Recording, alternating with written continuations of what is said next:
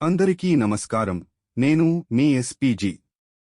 శ్రీ వాల్మీకి మహర్షి గారు రచించిన సంపూర్ణ రామాయణం సుమారుగా 500 సర్కలుగా ఉన్నది. వాల్మీకి రామాయణం పుస్తకాన్ని భావితరాలకు డాక్యుమెంటెడ్ ఎవిడెన్స్గా ఉండాలని, నేను యూట్యూబ్లో ఆడియో రూపంలో అప్లోడ్ చేయాలని నేను సంకల్పించాను. మీరు మీ రోజువారీ కార్యక్రమాలు చేసుకుంటూ వినవచ్చు.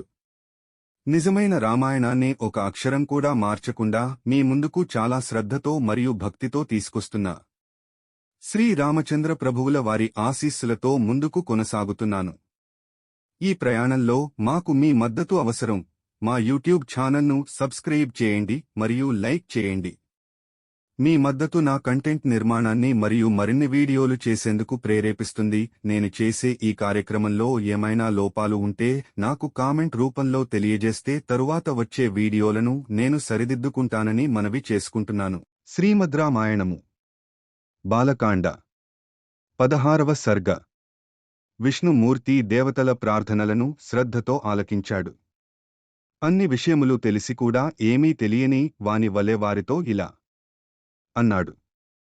ఓ దేవతలారా, నేను మనుష్యునిగా అవతారము ఎత్తుతాను. కాని లోక కంటకుడైన రావణుని ఎలా సంహరించాలి? దానికి ఉపాయము ఏమీ అని అడిగాడు. దానికి దేవతలు ఇలా అన్నారు. ఓ మహావిష్ణు, నీవు మనుష్య శరీరమును ధరించి రావణుని చేసి సంహరించు. అసలు జరిగిన విషయం యుద్ధము ఏమిటంటే, రావణాసురుడు చాలా కాలము బ్రహ్మదేవుని గూర్చి తపస్సు చేశాడు. రావణుని తపస్సుకు మెచ్చి బ్రహ్మగారు ఆయనకు వరాలు ఇచ్చారు.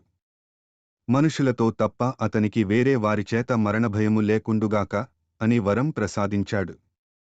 మానవులు బలహీనులని, వారంటే రావణునికి చులకన. అందుకని అటువంటి వరము కోరాడు. ఆ వరగర్వంతో రావణుడు ముల్లోకములోని దేవతలను, మునులను, మానవులను బాధించసాగాడు. కేవలము మనుష్యులు తప్ప అతనిని వేరే ఎవరూ చంపలేరు. మామూలు మనుష్యులకు రావణుని ముందు నిలబడే ధైర్యము లేదు. కాబట్టి తమరు మానవునిగా అవతరించి రావణుని సంహరించాలి అని వివరంగా చెప్పారు దేవతలు. దశరథునికి కుమారులుగా పుట్టడానికి నిశ్చయించుకుని విష్ణుమూర్తి అంతర్ధానము అయ్యాడు. అయోధ్యలో దశరథుడు పుత్రుల కొరకు యాగము చేస్తున్నాడు. ఆ హెమగుండము నుండి తేజోవంతుడైన మహావీరుడు, మహాబలుడు, నల్లని ఎర్రని వస్త్రములను ధరించినవాడు, రక్తవర్ణము కల ముఖము కలవాడు, దుందుభి వంటి కంఠధ్వని కలవాడు, సింహము వంటి కేశములు కలవాడు, శుభలక్షణములు కలవాడు, దివ్యమైన ఆభరణములు ధరించినవాడు, పర్వతశిఖరము మాదిరి దృఢమైనవాడు, పెద్దపులి వంటి పరాక్రమము కలవాడు, సూర్యుని వంటి తేజస్సు కలవాడు, భగభగమండే అగ్ని శిఖల మాదిరి వెలుగుచున్నవాడు, చేతిలో ఒక బంగారు కలసముతో, దానిమీద ఒక వెండి మూతతో, ఆ బంగారు పాత్ర నిండా పాయసముతో ఒక భూతాకారము ఆవిర్భవించింది. ఆ భూతమును చూచి దశరథుడు చేతులు జోడించి నమస్కరించాడు. ఓ మహానుభావా, తమరు ఎవరు? తమరికి నేను ఏమి సేవ చేయగలను అని ప్రార్థించాడు.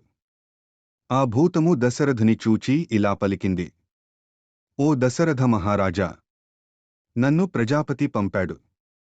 ఈ పాయస పాత్రను మీకు ఇమ్మన్నాడు. ఇది దేవతల చేత తయారు చేయబడిన పాయసము. ఈ పాయసము సంతానమును, ఆయుష్యును, ఆరోగ్యమును, సంపదలను ప్రసాదిస్తుంది. నీవు పుత్రులను కోరి యాగము చేస్తున్నావు. ఈ పాయస పాత్రను నీ భార్యలకు ఇమ్ము.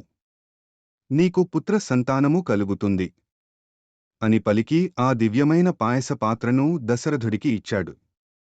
దశరథుడు భక్తి శ్రద్ధలతో ఆ పాయస పాత్రను అందుకున్నాడు. తరువాత ఆ భూతమునకు ప్రదక్షిణపూర్వకముగా నమస్కరించాడు. తరువాత ఆ భూతము అంతర్ధానము అయింది. దశరథుడు సంతోషముతో ఆ పాయస పాత్రను తీసుకుని పురములో ప్రవేశించాడు. ఆ పాయసములో సగభాగము కౌసల్యకు ఇచ్చాడు. మిగిలిన పాయసములో సగభాగం అనగా 4వ భాగము సుమిత్రకు ఇచ్చాడు. మిగిలిన పాయసంలో సగం అనగా 8వ భాగము కైకకు ఇచ్చాడు. మిగిలిన పాయసం అనగా మిగిలిపోయిన 8వ భాగము ఏం చేయాలా అని ఆలోచించి దానిని మరలా సుమిత్రకు ఇచ్చాడు. ఈ ప్రకారంగా ప్రజాపతి ప్రసాదించిన పాయసమును దశరథుడు తన 3 భార్యలకు పంచి ఇచ్చాడు. కాని దశరథుని భార్యలు తమకు పాయస పంపకంలో హెచ్చుతగ్గులు వచ్చినందుకు ఏమాత్రం చింతింపక, పాయసము దొరికి తమకు పుత్రసంతానము కలగడమే మహాభాగ్యం అనుకుని సంతోషించారు.